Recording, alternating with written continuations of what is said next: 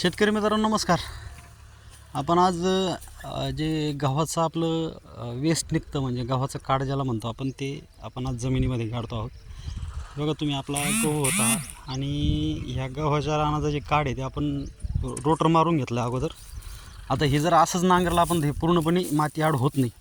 मी तुम्हाला दाखवतोय कसं माती आड होतं आहे. आता हा जो तुम्ही बघता याचं रोटर मारून आपण आता ट्रॅक्टरची पलटी चालू केली. बघा हे पूर्णपणे झाकले जाते, काहीच राहत नाही. आणि ही एखाद्या जागेवर राहतं, याचा काही मोठा परिणाम होणार नाही पुढच्या मशागतीवर. पण जवळपास 95% 1-2% वरती राहू शकतं, जास्त राहणार नाही. बाकीचं सगळं खाली जाईल. आणि याचे खूप फायदे आहेत. आता हे फायदे म्हणजे सगळे सांगता येत आपल्यालाही माहिती, की जमिनीत आपण जितकं वेस्ट आपलं कुजवतो तितकं आपला फायदा होईल, तितकं सेंद्रिय कर्ब जमिनीचं वाढणार आहे.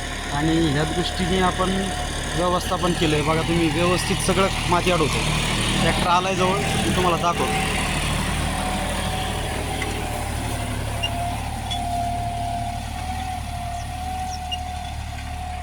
जिथं जास्त आहे तिथं थोडंसं राहतं.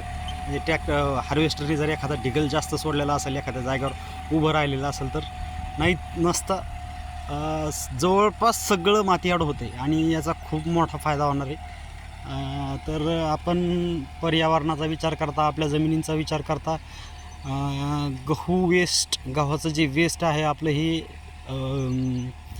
फुकून देऊ नका, पेटून देऊ नका. याला 100% जमिनीत गाडण्याचा प्रयत्न करा.